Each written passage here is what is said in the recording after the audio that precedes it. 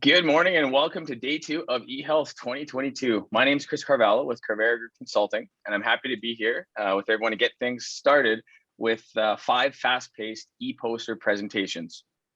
If we have time for questions, we will address those at the end of the presentations. So please type your questions and comments in the Zoom chat box and we'll address them at the end. You are encouraged to connect with speakers after the session via the virtual event platform as well. First up, we have Danielle Dube, member of the Vancouver Canucks Alumni and Health and Wellness Committee, joining us bright and early from BC. Danielle, over to you. Thank you, Chris, and good morning, everyone. My name is Danielle Dube, and I'm a retired professional hockey player, a full-time firefighter, and am currently completing my Master's of Counseling Psychology degree. I'm also a member of the Vancouver Canucks Alumni Health and Wellness Committee, which is what led me here today to present our Spotlight on Athletes' Mental Health e-poster. So why athletes? Well, from Naomi Osaka's withdrawal from the French Open and Wimbledon to Simone Biles' step back from competing in the Tokyo Olympics gymnastics finals to Carey Price's leave from the Montreal Canadiens, the past year has put a spotlight on the mental health of elite athletes. Statistics further highlight the need for robust mental health support. Research has shown that amongst professional athletes, 35% will experience a mental health crisis, and 20% of retired athletes will continue to experience crisis and psychological distress throughout their transition and beyond. Today, I'm here to tell you about a pilot project I was fortunate enough to be a part of building. It brought together the Vancouver Canuck Alumni Association and TELUS Health to co-design and pilot the Esprit by TELUS Health mobile app, which specialized content and support to mental health and well-being of retired professional athletes and families. So the project working group included myself, several retired Vancouver Canucks players, clinicians who've worked with the Canucks, including Dr. Ross Davidson, TELUS Health product team members, and Amy Debray, a subject matter expert in the area of athletes' transitions into retirement. Based on our collective experience, we identified content priorities to include in the app, which was focused on providing education, reducing stigma, and improving awareness and access to clinical supports and services available through the Alumni Association. We wanted to help prepare and normalize some of the emotions and challenges players and families may experience during the transition to retirement and encourage them to reach out for help when they need to. Dr. Ross Davidson's quote, as you see here on the e-poster, sums up what we were aiming to accomplish. It's really about reducing stigma. It's about letting athletes know that it's okay not to be okay and providing them with the resources for support. Once we had our content ready, the Esprit app was piloted alongside TELUS Health virtual care with a select group of the Alumni Association for 3 months. We collected feedback on Esprit from pilot participants through an end of pilot survey, as well as informal discussions and interviews. There were several key lessons we learned and critical success factors identified through the pilot project and the feedback received from participants that I'd like to highlight briefly. First is the importance of using a co-design approach that actively involved retired athletes and their families, so that what we developed and was tailored to the end user and represents the unique stressors that athletes face as they transition from playing at such a high level into retirement, which can oftentimes happen very suddenly and unexpectedly. Second, we wouldn't have undertaken this initiative without clinical oversight to ensure the technology and content provided is evidence-informed. Also, one of the factors in encouraging app adoption, usage, and engagement was the need for a good amount of communication out to the end users from respected leaders and peers to build interest, understanding, and trust in what was being deployed. This included two-way communication, collecting feedback to be actioned in future content and app releases. We also ensured that the technology was user-friendly and easily accessible, and that there is a plan in place to refresh content to provide the end user with a reason to come back and continue to use the app. We received feedback and input that we'll be exploring further with pilot participants in ways that engagement, enabling connection, and enhancing access to additional supports like self-assessment tools could be further built out to add to the value of the piloted solution. In the end of pilot survey, we saw a majority of respondents saying that they found the app helpful or very helpful in combating stigma around mental health and asking for help, and that they found the app helpful or very helpful in making it easier to ask for help, to reach out.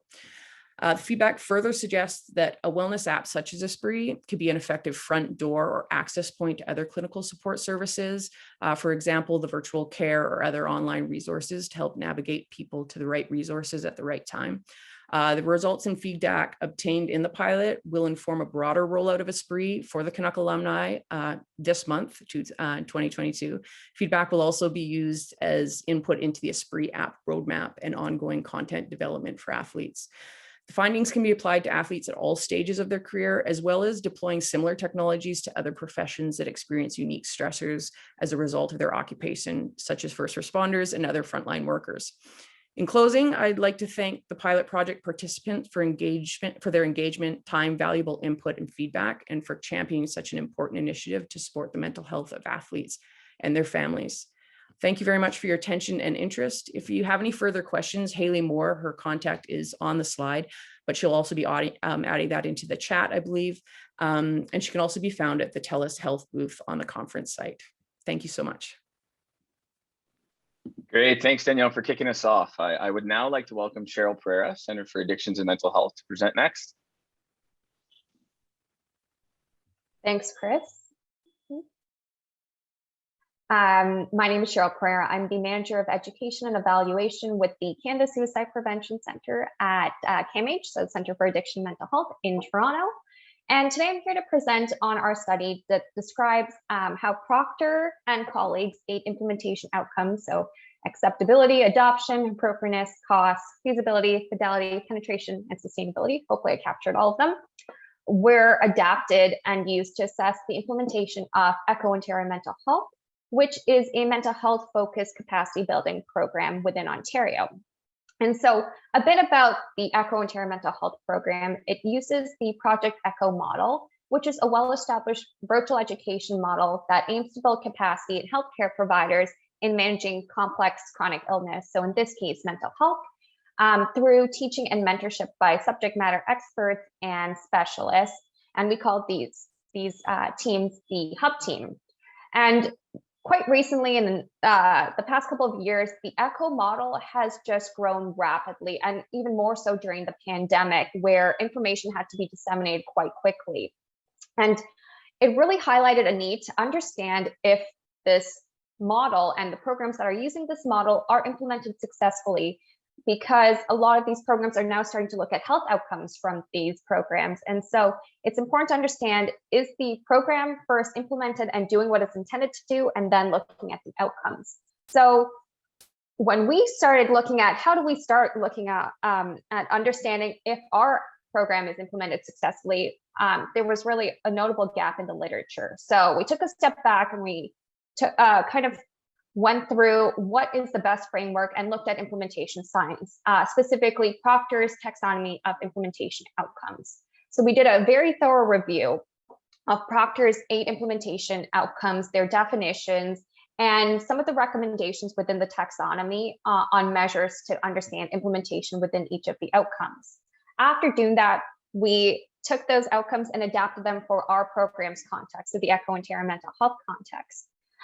Once we had the context in mind, we identified existing measures that we used within our program, and these measures are used for quality improvement and for program evaluation efforts that we report back to our funder. So we identified these measures for each outcome, and we then determined success thresholds to understand if our program was successful within each outcome. And the thresholds were determined through requirements from our funder, through consultation with our hub team on what they deem to be success within each of the outcomes, as well as the ECHO Institute. And the ECHO Institute is where the ECHO model originated from. So looking at benchmarks from there, we kind of used all of this information to develop a framework, which you'll see on the right, and it's quite small, but hopefully you'll get some time to spend looking at it in detail.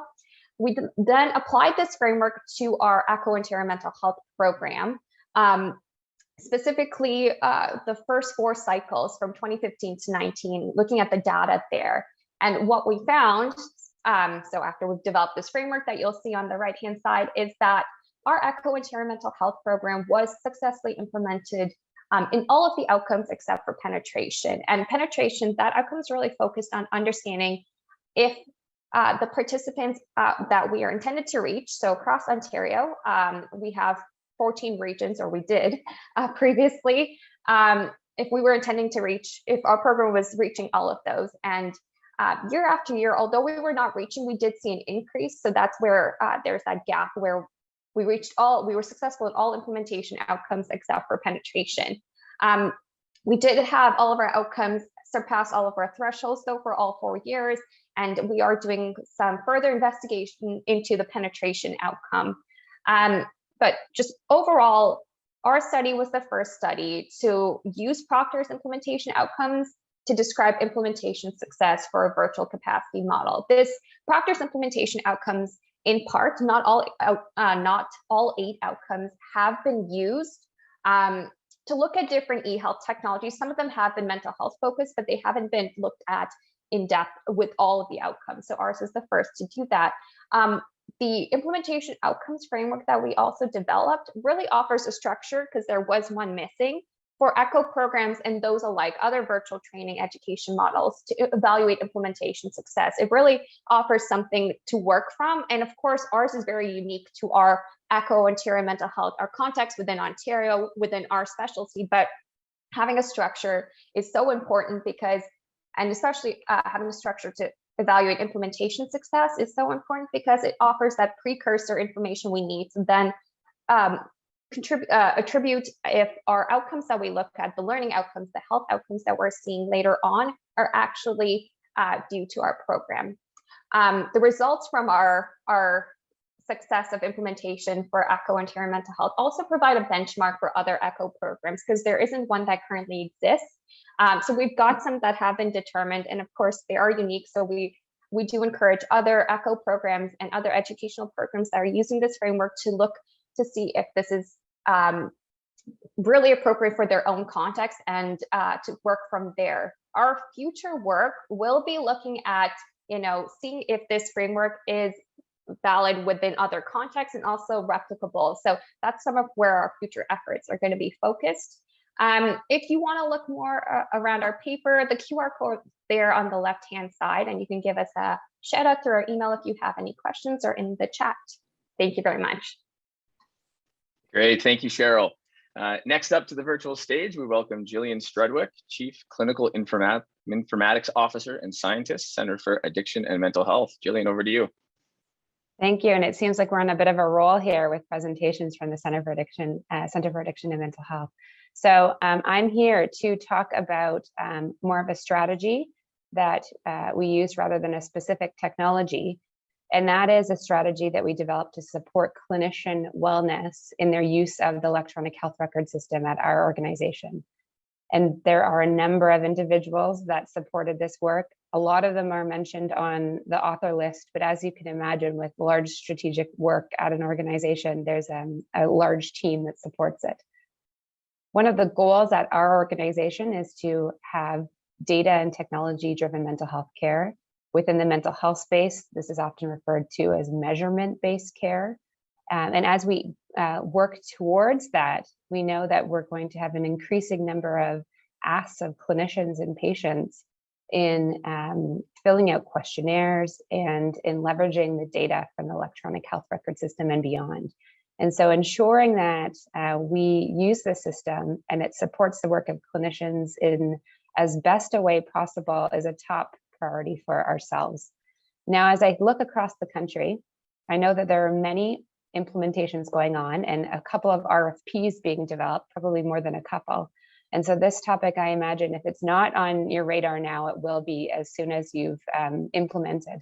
And if we think back a couple of years ago to the Atul Gawande article about why doctors hate their computers, and a New England Journal of Medicine article called Getting Rid of Stupid Stuff, we know this isn't a new topic either. It's how do we actually create electronic health record systems that are user-friendly and support clinician wellness and that are not contributing to burnout.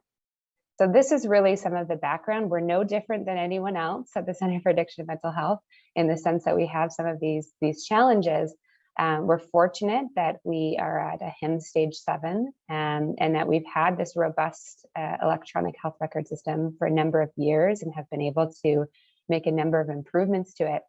But there's an opportunity to really focus on engaging nurses and other health disciplines in maximizing the use of the system.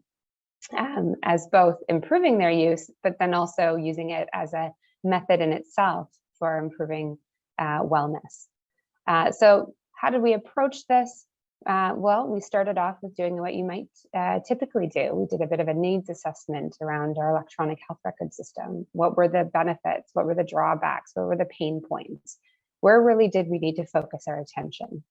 The second piece was doing a benchmark survey. So if we were going to, and we are, implementing a number of interventions to support clinician use of the system, how do we actually know that we've made a difference?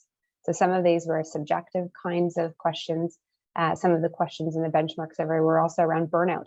So we know that many things contribute to burnout, but administrative tasks associated with documentation, as an example, or poor system use, are some of the organizational precursors to burnout. So we did that work and came up with a couple of goals, which you'll see on the right-hand side. So one was to enhance nursing and health disciplines engagement and leadership in informatics and digital health, having these folks at key decision-making tables. Of course, they're there already, but how do we improve that and enhance that? And so this was about creating subgroups of committees that already exist to really focus on some of the technology pieces. This is about having a nursing and health disciplines think tank to think forward about what are the clinical uses that we really need to drive forward at the organization and be planful with that. The second goal was about proving nursing and health disciplines experience by rapid handling of EHR issues. So the New England Journal of Medicine article talked about getting rid of stupid stuff. This is our version of that. It's called a SWOT.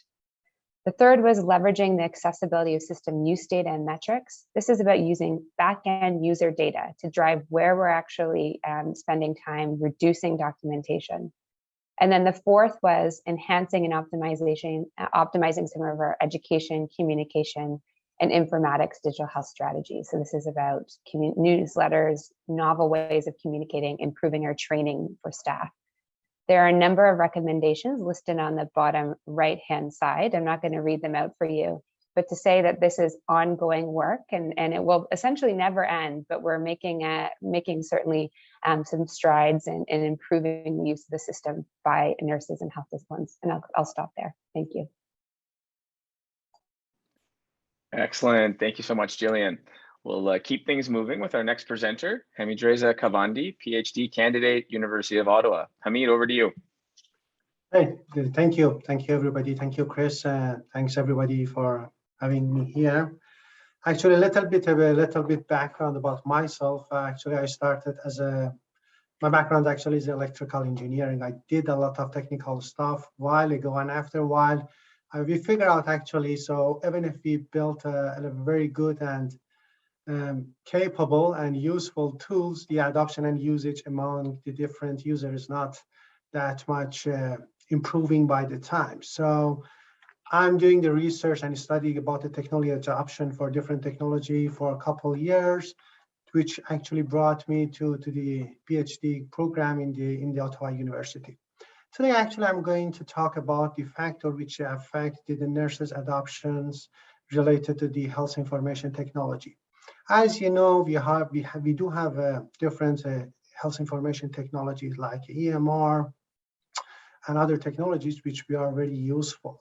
So when we look at the number of the usage and the adoption among the nurses, it's improving by the time, but in some portion and in some region, it's not satisfying. So we started by looking at the different articles, research about this one. So about the technology adoption is specifically for nurses who providing the healthcare to the seniors, but we couldn't find that much information. So what we decided to do, actually, we decided to go with the Delphi studies among this specific group. So we were lucky enough actually to get the permission from one of the biggest senior community in Ontario, which is the Pereira, and we were able to conduct the study there. So we started actually with the sending the emails and asking if the nurses wants to be volunteer in the study. 25 of the nurses they accepted, but only 24 of them actually they finished the first part of the studies. So the Delphi study actually started with the 3 rounds. We started with the brainstorming, and after that it was the narrowing down and the ranking, which is each actually step we were able to actually identify the factors, and after that to confirm the factors. In the brainstorming actually stage, the nurses identified the most important factors for them. In the validation actually step, nurses validated the list of the factor and rated them as per the importance. And then after that, it was continued in the ranking step, which was the last steps of the factors related to the health information adoptions. So the result of our study was that 20, actually the participants in the studies were mostly females, 85%. They mostly between age 30 to 50 years old, around 60%. And they had actually the very different range of the studies from the experience from 5 to 25 years. They were mostly actually familiar with the technology. So, and among them actually, the list that we figure out actually the list of the adoption factors. Among the big list, actually, we were able to put together workload impact, ease of use and technology complexity, training and education, quality of the healthcare and technology benefit and usefulness were the most important factors for the adoption among the nurses. Interestingly, technology-related factors such as technology-related anxiety, technology design consideration, experience with the technology was were the lowest rank among the users. This list of the adoption factors gives this opportunity for researchers, for policymakers in the future, the way actually they should put the technology in place and encourage the user, especially nurses, to use this technology. Thanks for having me again. So I'm open for question, and you can reach me by email or by chat box anytime. Thank you. Great, thank you, Hamid. We'd now like to welcome our final e-poster presenter of the morning, Maureen Punja, Clinical Leader, Office of Virtual Health, Provincial Health Services Authority. Great, thank you very much, Chris, and good morning, everybody. As mentioned, my name is Maureen Punja, and I'm joining in virtually from my home in Burnaby, British Columbia, which is on the traditional unceded territory of the Musqueam, Tsleil-Waututh, and Squamish Nation, on which I'm a settler on. Today, I'm going to be presenting a project undertaken by the Office of Virtual Health, which is part of the Provincial Health Services Authority, in partnership with the Child and Youth Mental Health Team, which I will be referring to as the clinical team throughout this presentation. The clinical team offers a consultation service aimed at healthcare providers from across the province who can call in and receive specialized child and youth mental health and substance use consultation so that they can, in turn, treat their patients in their home communities in a timely manner. The telephone line that the team was using had several limitations. Clinicians were not able to complete the tasks related to answering the call without being interrupted by needing to pick up another call that was coming in. The second limitation was that the telephone line only worked on site and at a particular workstation. And thirdly, the telephone system was limited to 2 lines. Therefore, if both of the lines were in use, callers would be sent to voicemail. So these limitations had several operational impacts. Clinicians were often interrupted while doing their work, resulting in inefficiencies in their workflow. Further, the phones being tied to a specific workstation resulted in clinicians having to move their work from their regular desk to the desk where the phones were located at. This was inconvenient and added constraints to the team around flexibility in where and how they could provide their service. Overall, these factors were negatively impacting the clinician's work experience. Finally, the limited number of telephone lines resulted in phone calls being sent to voicemail if both of the lines were in use. As a result, the clinical team was not able to provide timely consultation to the caller, who in turn was not able to provide timely care to their patient. In October 2021, the clinical team approached the Office of Virtual Health to help address these issues and to help them achieve the goal of being able to offer what they were calling on-demand service, where calls are answered as they come in. Another ask from the clinical team was that the solution be fully implemented by the end of the calendar year, as the new year would be bringing a site-wide EMR rollout. Zoom Phone was identified as a solution that would meet the team's clinical and technical requirements.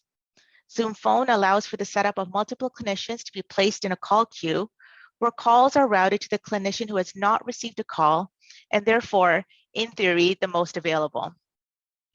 This allows clinicians who have just ended a call time to complete the necessary documentation before another call is routed to them. Zoom Phone also allows for flexibility as to where the clinician can answer the call or check their voicemail. They can take the phone call on any device that has Zoom installed, including their computers or mobile devices, on-site or off-site, and will no longer be tied to a particular workstation. With the deadline fast approaching, both the clinical team and the Office of Virtual Health dedicated the resources to make this a priority. From the Office of Virtual Health, we worked with the clinical team to understand the functional and clinical requirements, worked with the vendor to ensure that the solution met the privacy and security requirements of the organization, developed an evaluation plan, worked with the clinical team to manually gather baseline data prior to go live, provided education, and supported with the ongoing change management.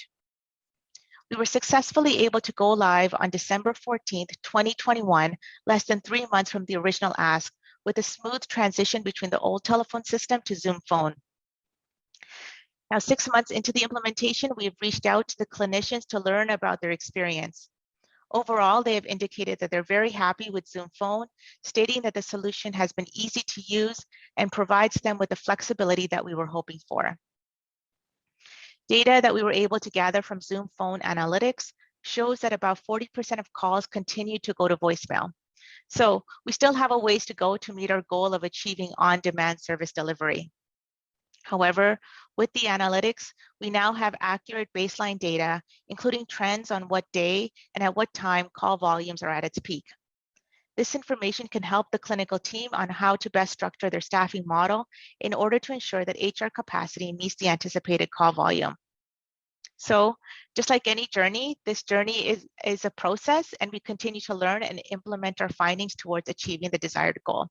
Thank you very much, and I'm happy to connect with anybody offline to discuss more.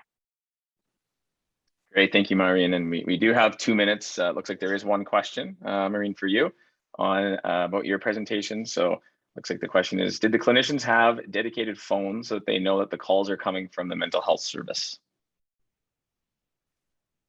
Yeah, so in addition to the 2 lines that were dedicated to, if I'm understanding the question correctly, in addition to the 2 lines that were dedicated to the phone calls coming in through the toll-free number for providers across the province, they also had their own telephone lines.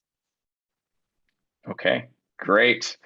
So I know we're short on time. Glad we at least got one question in. So I just want to thank each of the presenters for some very interesting e-poster presentations to kick off day 2. Again, to all of our attendees, you are encouraged to connect with the speakers after the session via the virtual event platform to go into their work in more detail. Next up on the agenda, we have our plenary session on bold projects in digital health. Please close this session and move over to the plenary session accessed in the agenda tab in the virtual event platform. Thank you for attending, and we'll see you at the next session.